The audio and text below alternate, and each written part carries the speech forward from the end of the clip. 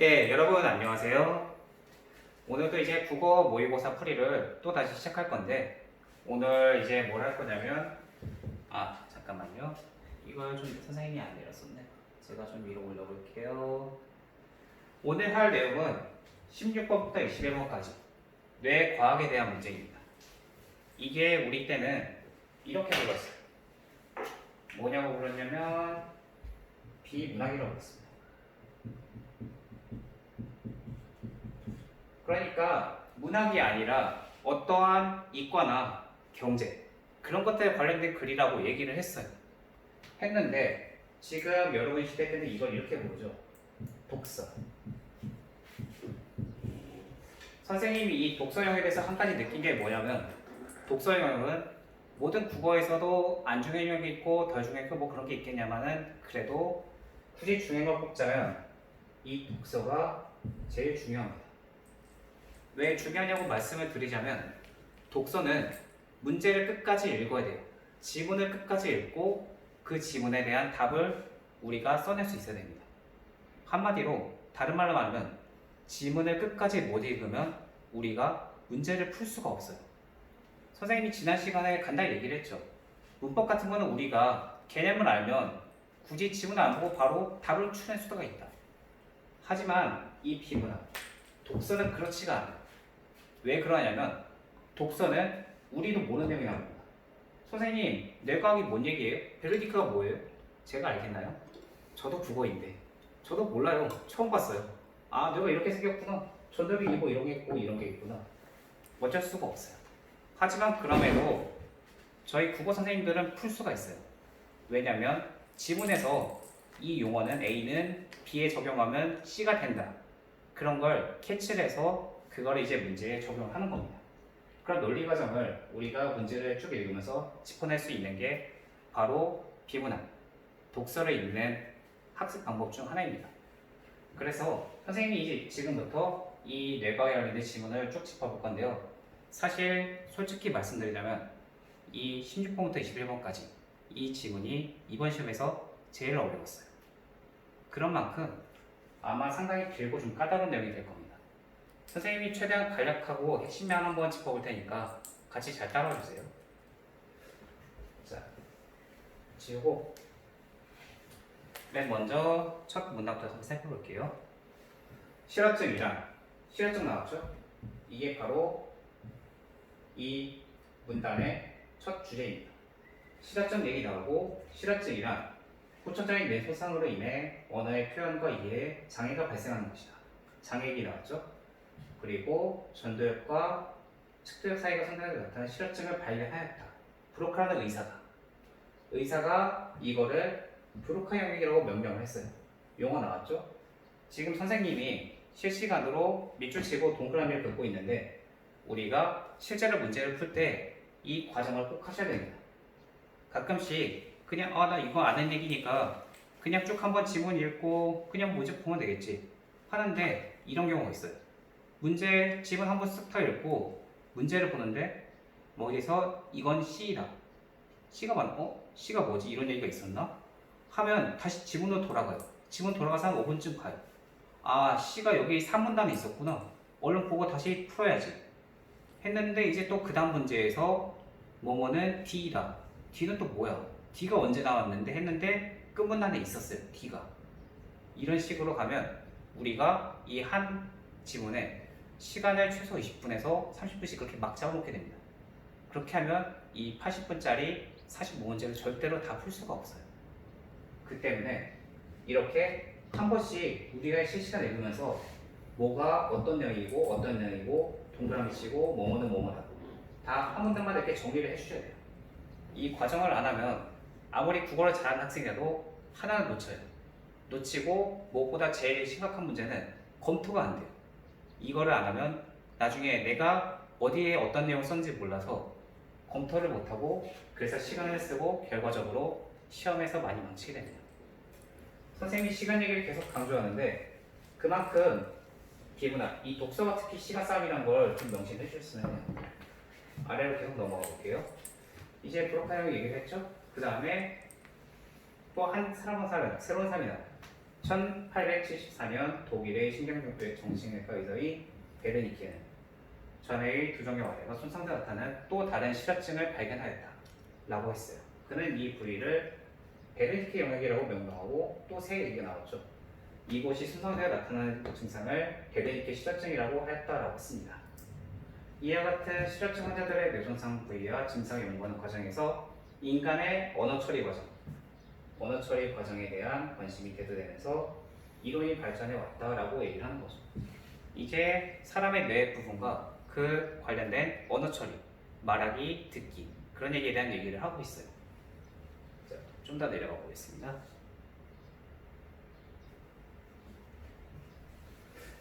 그러면 이제 언어 처리 얘기가 나왔으니까 어떠한 언어 처리 이론이 되어 있는지 얘기를 해야 되겠죠. 최근에는 여러 영역들이 결합하여 언어를 처리한다는 결합주의 이론, 그러니까 뇌의 모든 부분이 총괄해서 언어를 처리한다 라고 생각을 했는데, 최초의 결합주의 이론은 베르니케가 주장한 베르니케 모형입니다. 베르니케 영역과 브로카 영역의 아까 앞서 말했던 두 영역들이죠.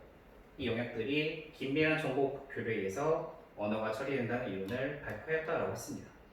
그런데 여기서 이제 새로운 사람이 나타나요. 색을 한번 바꿔볼게요.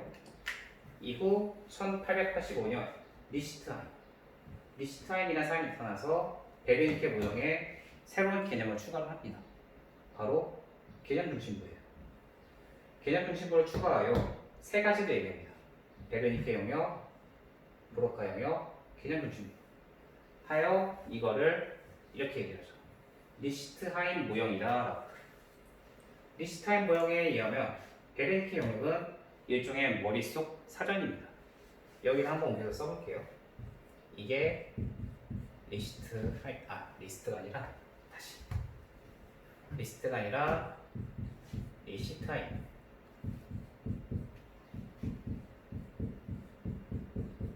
은 영역에서 세 가지를 제시했어요. 먼저 베르니케. 편의상 일단 배 이렇게 초성만 쓸게요. 베르니케, 브로카, 그리고 개념 중심.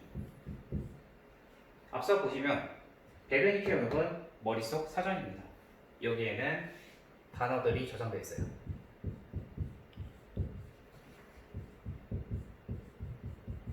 잘 보이세요?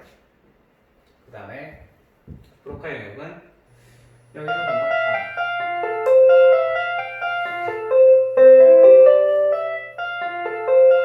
선생님이 이거 녹화가 뒷타임이거든요. 그래서 자꾸 이거 종례종이랑 이게 맞춰줘요. 뭐 작업이라고 생각하고 좀 이해를 해주세요. 여러분도 어차피 수업 시간 끝나면 다들 떠들잖아요. 그거랑 같아요. 그러니까 브로카 영역은 단어를 조합하여 문장이나 발화를 생성한다고 했습니다.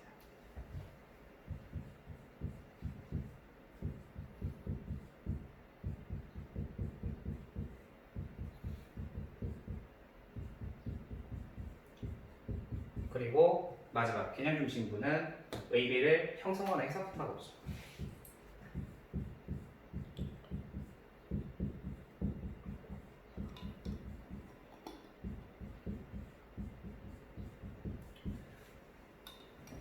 그런데 여기서 이 세 가지 영역들이 한 가지 특이한 짓을 벌여요. 어떤 짓을 벌이냐면, 위를 좀 지워볼게요. 여기 밑에 보시면 리시트하인 모형은 베르니케 영역에서 이런 얘기가 나오죠. 개념 중심부에서 베르니케에서 개념 중심부로는 개념 중심부에서 브로카 영역으로는 일방향이라는 얘기가 나와요. 그리고 정보가 이동하지만 브로카 영역에서 베르니케 영역 간에는 쌍방향 얘기가 나오죠. 그렇다면 이거를 우리가 그냥 짚고 넘어가면 좋겠지만 이렇게 시험 문제에 나옵니다. 어떤 식으로 나오냐면 바로 어떤 도형을 주고, 그러니까 모형이죠. 모형을 주고 그 도식표대로 A는 B고 우리가 B는 C다라는 정보를 줬어. 그럼 A는 뭐예요? C지. 그런 식으로 유추해낼 수 있는 정보를 이렇게 줍니다. 이게 이따가 시험 문제에도 나오니까 살펴볼게요. 그럼 먼저 이 리시트하인 모형이 어떻게 나오느냐를 한번 선생님이 그려보면 이렇게 됩니다. 다시 먼저 베르니케 모형이 여기 맨 위에 있어요. 그리고 B가 아니라 배죠. 배가 여기 있고 그 다음에 개념 중심부. 개념 중심부가 여기에 있습니다. 그리고 이쪽 끝에 브로카 영역이 있죠. 그런데 여기서 보시면 베로니카에서 개념 중심부로는 일방향으로만 가요. 그리고 개념 중심부에서도 브로카에서도 마찬가지로 일방향으로 갑니다.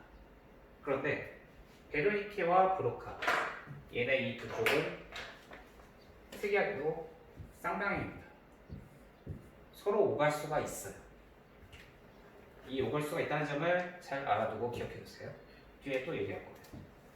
라고 얘기를 합니다.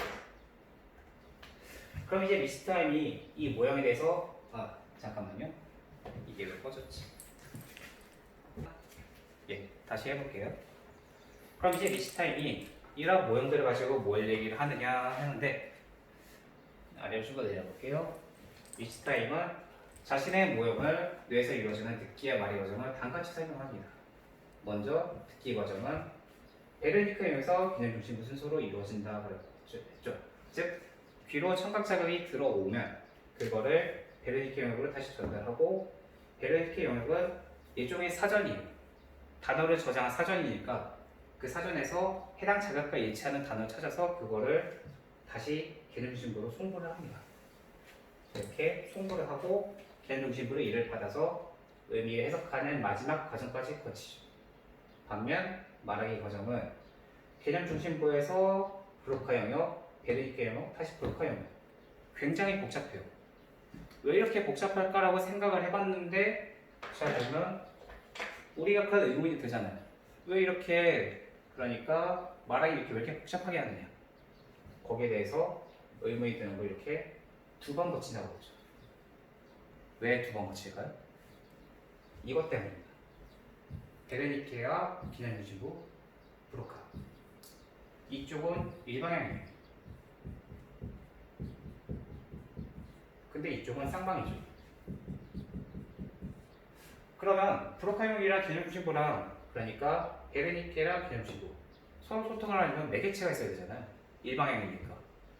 그 때문에 바로 두 번을 거쳐야 됩니다. 어느 한쪽이 어떤 브로카형을 거치지 않으면 얘기를 전달을 못하는 거죠. 여기를 기억을 해두세요. 그 다음에 좀 내려가서 씌워보고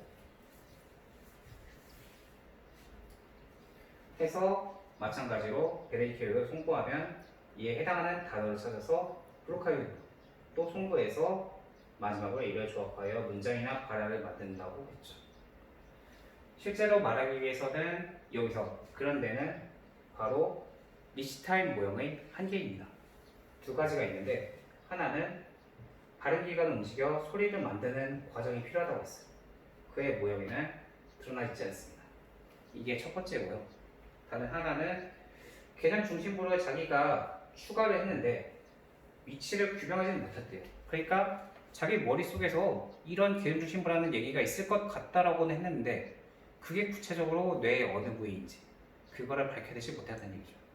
이 때문에 여기에 반발한 다른 학자가 이 개념 중심부 얘기를 빼버립니다. 그 얘기가 바로 니은의 베르니케 게슈인드 모형입니다. 그래서 바로 얘기가 나오죠. 그는 리시타임 모형에서 개념 중심부를 빼버립니다. 이게 뭐 있는지도 없는지도 모르겠는데 왜 추가를 하느냐는 거죠. 거기에 대신 새롭게 추가를 해요. 자기가 운동 영역과 각회 이거 두 가지를 추가를 합니다. 여기 이제 다시 올려보시면 그러면 이제 누구였지? 잠시만요. 게슈인드. 그래. 게슈인드는 다음과 같은 영역을 새롭게 얘기를 합니다. 맨 먼저 기본 청각 영역과 시각 영역을 수용하는 기본 시각 영역. 이건 원래 기본으로 있던 거죠. 그리고 기존의 베르니케 영역과 브로드카 영역. 여기는 앞서 나왔던 거죠. 그리고 게슈인드가 독자적으로 추가한 운동 영역과 각회. 이렇게 총 4가지 언어 중추를 중심으로 언어 처리 과정을 자기가 새롭게 설명을 합니다. 게슈인드는 기존의 모형에서 개념 중심부를 제외하는 대신 청각 형태로 단어가 저장되어 있는 베르니케 영역. 그러니까 원래 개념 중심부가 하는 역할을 이쪽으로 이전한 거죠. 이렇게 옮겨버립니다. 함께 한다고 설명을 합니다. 즉 베르니케 영역은 듣기와 읽기에서는 수용된 자료에 해당하는 단어를 찾아서 의미를 해석하고 말하기 쓰기에서는 해당 단어를 찾는 역할을 한다고 본다고 새롭게 정의를 한 거죠. 그 다음에 넘어가서 좀 더 지울게요. 브로카 영역에서는 단어를 조합하여 문장이나 발화를 생성한다고 했어요. 거기다가 한 가지 더 추가합니다. 바로 말하기 쓰기에 필요한 운동 프로그램을 만들어서 운동 영역을 송부하는 역할을 하는 거예요. 말하자면 일종의 어댑터입니다. 운동 프로그램, 운동 영역과 브로카 영역이 그거 해당 자극을 운동 프로그램이 수용할 수 있는 내용으로 만들어서 이렇게 송부를 하는 거죠. 운동 영역은 이제 그 브로카 영역에서 받은 자극을 가지고 말하기에 쓰기에 필요한 신경적 지시, 그러니까 이건 육체적인 얘기죠. 그 기능을 담당한다고 봤습니다. 마지막으로 이제 각회는 베르니케 영역과 인접해 있으면서 읽기에서는 시각적 형태의 정보를 청각 형태로 전환하고 쓰기에서는 청각 형태의 정보를 시각 형태로 전환하여 베르니케 영역을 송부하는 역할을 한다고 보았다. 즉 시각 형태는 청각 형태로, 청각 형태 시각 형태로 이렇게 서로 바꿔주는 역할을 하는 거죠. 그게 바로 이 각회의 정의입니다. 지우고 이제 쭉 마지막까지 내려볼게요. 여기 이렇게 내려보시면 이 모양에 의거하면 듣기 과정은 이렇게 이루어집니다. 기본 청각 영역이 있고 베르니케 영역 순서로 이루어진다고 본 거죠. 반면 말하기는 베르니케, 브로카, 운동 영역 순서로 쭉 이루어집니다. 읽기와 쓰기의 과정도 듣기와 말의 과정과 유사하지만 베르니케 영역에 저장된 정보가 청각 형태, 귀로 듣는 거기 때문에 바로 앞서 말했던 청각이나 시각을 서로 다른 시각이나 청각 그런 것들을 바꿔주는 각회가 여기에 이렇게 나타나는 거죠. 각회에 처리된 정보를 이렇게 베르니케 영역 송부해서 의미를 해석하고 쓰기의 경우에는 바로 브로카 영역을 직접 정보를 송부를 합니다. 이렇게 뇌에 대한 연구를 해서 언어 처리 과정에 대한 이론을 점점 정교화하고 있다고 했는데 그래서 이 베르니케 게슈윈드 모형이 읽기와 쓰기에 대해서도 종합적인 설명을 제시한다는 점 이런 것들을 통해서 오늘날 언어 처리 과정을 설명하는 표준형으로 인정받는다라는 얘기를 했습니다. 여기까지가 본문이에요. 들어도 무슨 말인지 이해 안 가죠?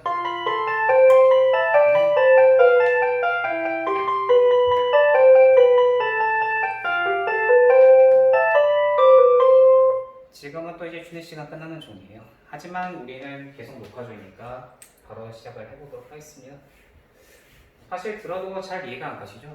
선생님도 그래요. 선생님 뇌에 대해서 뭘 알겠어요? 문과인데. 이런 얘기를 그래도 굳이 하는 이유가 여러분들의 독해력을 보기 때문입니다. 여러분들이 이걸 어느 정도 해석을 할 수 있어야지 그래도 사회생활에서 국어라는 게 실용성 있는 학문이지 않느냐 뭐 그런 얘기를 하는 거죠. 이제 한번 본격적으로 문제 그럼 들어가 볼게요. 네, 이어서 16번입니다. 윗글의 내용과 일치하지 않는 것은 이라고 했는데 1번부터 살펴보시면 실어증은 후천적인 뇌 손상으로 인해 언어 처리에 장애가 생기는 과정이라고 했죠. 여기는 맨 위에 첨부란을 보시면 나와 있어요.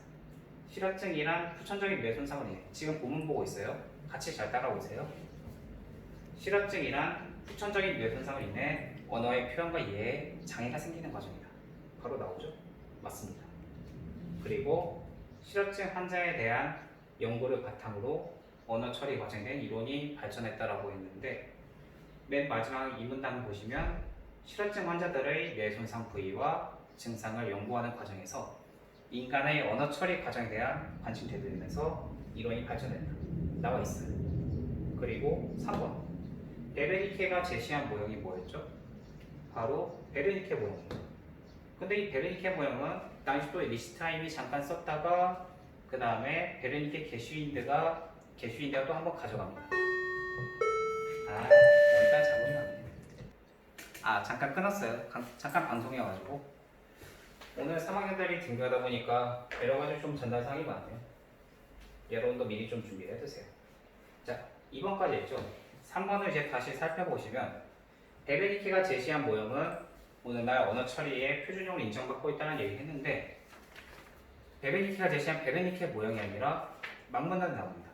이처럼 뇌에 대한 연구가 발전됨에 따라 언어 처리에 대한 이론도 전개되고 있다. 특히 베르니케 게슈윈드 모형이 언어 처리 과정 설명하는 표준형으로 인정받고 있다. 베르니케가 제시한 모형이 아니라 게슈윈드입니다. 그래서 3번이 답이에요. 4번을 살펴보시면 4번은 언어 처리 과정의 이론이 발전되면서 따라 설정된 언어 중추의 개수가 많아졌다. 아까 앞서 나왔죠? 그 뭐랄까요? 리시타임은 개념 중심으로 또 추가하기도 하고 그 뒤에 누구였더라? 그래, 게슈윈드. 이름이 잘 헷갈리네. 게슈윈드는 다시 이 개념 중심으로 제거하고 거기다가 운동이랑 각회를 추가합니다. 그러니까 이것도 맞는 얘기죠. 그리고 5번. 리시타임은 개념 중심부. 그런 의미 영역이 있는데 그게 정확히 어디냐? 밝혀냈나요? 못 밝혀냈다고 했죠. 그게 한계라고. 그래서 5번도 맞는 얘기입니다. 이런 식으로 실시간으로 글을 읽으면서 우리가 뭐가 맞는 얘기, 뭐가 다른 얘기인지 그 전체를 읽어야지 이런 문제들을 풀 수 있어요. 그래서 빠르고 정확하게 읽는 게 무엇보다 중요합니다. 넘어가 볼게요. 17번의 기억 니은에 대한 설명이라 했는데 기억은 아까 계속 얘기했던 떨어졌네요. 기억이 바로 어디 보자. 리시타임 모형이고 편의상 한 글자만 쓸게요. 이게 좀 길거든요. 니은이 바로 베르니케 게슈윈드 모형입니다. 이게 기억이고 이게 니은이죠. 여기에 대한 설명을 적자라는 것은 우리가 아까 쭉 했었죠. 바로 넘어가 볼게요. 기억은 실제 발음 기관을 움직여 소리를 만드는 과정에 대한 설명이 가능하다. 가능한가요? 아까 우리가 얘기했었죠. 우리가 발음 기관을 움직여서 소리를 만드는 과정이 필요한데 이 리시타임 모형은 이걸 규명하지 못합니다. 틀린 얘기예요. 그리고 2번. 베르니케 게슈윈드 모형은 기본 시각 영역과 청각 영역을 새로운 언어 중추를 추가해요. 아니죠. 기본은 그냥 기본으로 있던 거예요. 베르니케 그러니까 게슈윈드가 추가한 것은 이게 아니라 운동 영역이랑 각회입니다. 그러니까 이것도 틀린 얘기죠. 그리고 3번. 기억은 니은과 달리 말하기, 읽기, 듣기, 쓰기에 대한 정관에서 설명이 가능하다. 아까 가능하다고 그랬나요? 아니죠. 한계가 있다고 그랬어요. 3번도 틀리다. 그리고 4번을 살펴보시면 이 베르니케 게슈윈드 모형은 기억과 달리 귀로 들어온 청각 자극이 베르니케로 송부된다고 했는데 이런 얘기도 역시 나오지 않아요. 그래서 답이 기억과 니은 모두 베르니케 영역을 이렇게 정의합니다. 다시 본문 들어가 살펴보시면 그러니까 리시타임은 베르니케 영역에서 일종의 머릿속 사전이고 이거를 소리 형태로 저장돼 있다고 하고 마찬가지로 뒤에 옆에 리시트 베르니케 게르케 자꾸 펠거 꽂으네. 베르니케 게슈윈드 영역에서도 마찬가지로 단어를 저장하는 역할을 한다고 합니다. 그래서 5번이 정답이 되는 거예요. 이 17번도 아까 16번과 마찬가지로 사실관계를 읽고 빨리 파악하는 문제입니다. 그래서 선생님이 이렇게 계속 밑줄을 긋는 이유가 그거예요. 나중에 이거를 우리가 글 하나 전체를 쓱 긁고 나중에 문제를 보면 머리가 새하얘져요. 내가 분명히 봤는데 이게 어디에 해당하는 얘기지? 그게 잘 짚어지지가 않는 거죠. 그래서 하나하나 체크를 하고 내가 이걸 사문안에서 본 얘기구나. 이건 사문안에서 이렇게 말했는데 이건 다른 얘기야. 그걸 캐치해서 이렇게 문제에 풀 수가 있어야 돼요. 아시겠죠? 바로 18번으로 넘어가 볼게요. 18번은 드디어 추론 문제가 나옵니다. 이거 좀 지우고 잘 보시면 추론 문제가 나와요. 지금 18번은 2점짜리라서 좀 쉽게 나온 편인데 제가 아까 설명했었죠. 일방향이랑 양방향 그 차이에 주목하면 바로 풀린다고.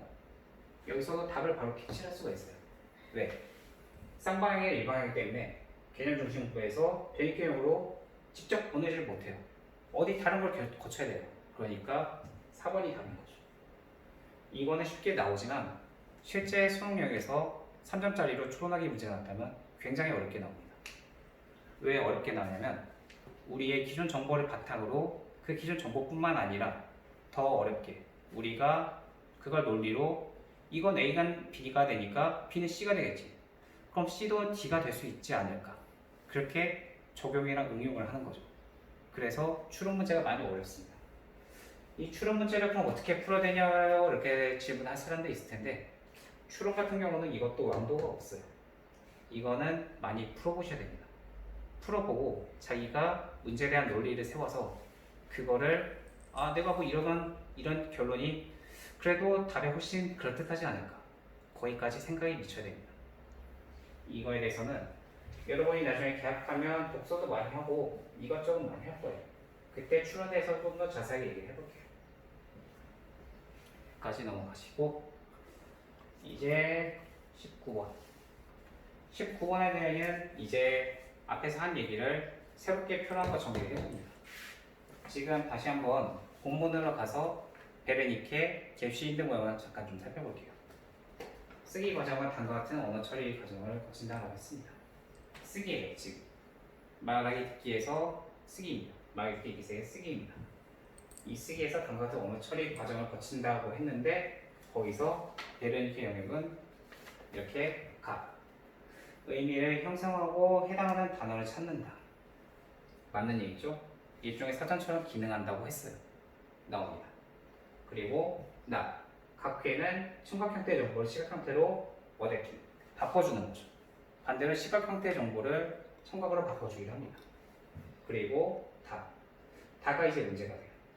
다는 각 회에서 처리한 정보를 받아 의미를 해석한다라고 했는데 의미 해석이 아니라 쓰기에서는 이걸 프로카이어로 송분합니다.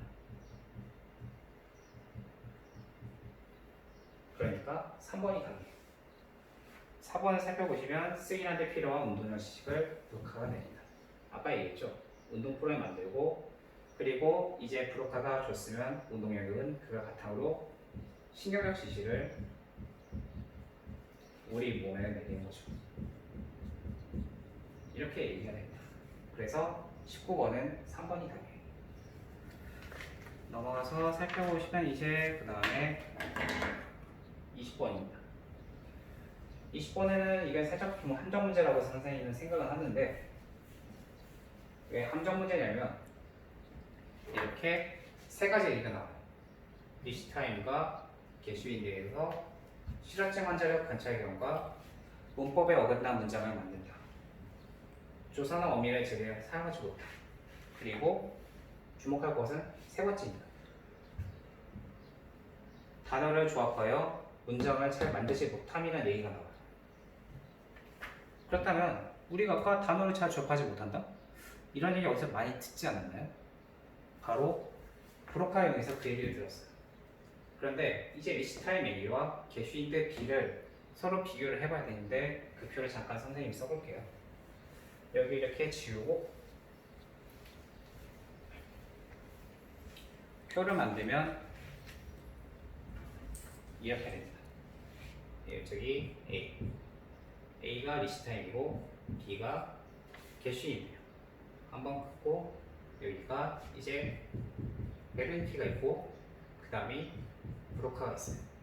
그리고 개념 중심부가 있죠. 리시타임에서는 베르니케를 이렇게 얘기합니다. 사전이나 언어 중추론. 그리고 게슈인드는 베르니케 영역을 이렇게 얘기합니다. 의미, 형성, 해석. 그리고 브로카는 이렇게 얘기를 해요. 단어를 조합해요. 문장을 만든다. 자, 벌써 나왔죠. 단어를 조합하여 문장을 만든다. 바로 이 얘기를 하는 거예요. 이 브로카형이 이상하면 제대로 이걸 하지 못해요. 이게 이 얘기가 되는 겁니다. 그럼 벌써 하나를 벌써 주목했죠. 그리고 B에서도 그러니까 게슈인데서 이렇게 합니다. 브로카형은 단어를 조합하고 문장 만드는 기능이 그대로 있어요. 거기다 하나를 더 추가합니다. 바로 아까 얘기했던 운동영역 송신이죠.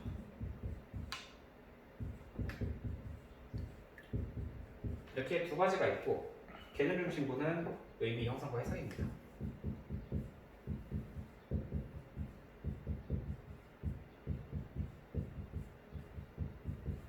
그리고 말이 좀 꼬였네요. 그리고 길수인대는 개념 중심부가 없어요. 아까 지워졌다고 했죠. 그러면 지금 딱 보면 뭐가 보여요? 하나의 교집합이 보이죠? 바로 브로카형입니다. A나 B나 둘 다 똑같이 단어나 문장을 브로카형이 관장한다고 보고 있어요. 그럼 답이 뭘까요? 1번부터 쭉 살펴보면 바로 딱 나오죠. 바로 5번이 답입니다. 선생님이 그래서 계속 체계화시키는 얘기가 그거예요. 이렇게 우리가 하나씩 베르니케는 뭐고 브로카는 뭐고 개념 중심부는 뭐고 따로 생각하다 보면 이거를 캐치해내기가 어렵습니다. 하지만 이렇게 하나로 표를 쭉 정리해보면 우리가 브로카형이라는 교집합을 생각할 수가 있죠. 그래서 이렇게 계속 필기를 하고 써보면서 자기 나름대로 하나의 논리 체계를 이렇게 만들어 보라는 얘기예요. 아시겠죠? 그럼 이제 이걸 지우고 마지막으로 21번을 넘어가 보도록 하겠습니다. 자, 21번에 문맥에 따라 A와 E를 바꿔 쓴 것을 적절하지 않은 것은 이라고 했는데요.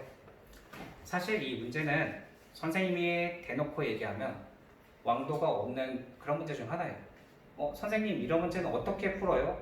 라고 얘기를 하면 사실 선생님도 할 말이 없어요.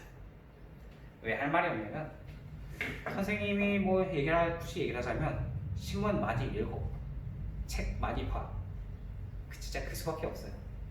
이런 문제를 푸는 그런 이유가 여러분들이 얼마나 어휘에 대해서 많이 알고 있느냐. 그중에서 특히 한자 어휘들, 명명하다, 뭐뭐 수련하다 그런 것들. 그거를 우리가 순우리말 어떻게 풀어낼 수 있느냐를 보는 그런 문제입니다. A부터 한번 살펴볼게요. A에 보시면 A는 명명하고라 되어 있죠. 바로 명명이 이름 붙이고라는 뜻입니다. 그대로 읽으시면 돼요.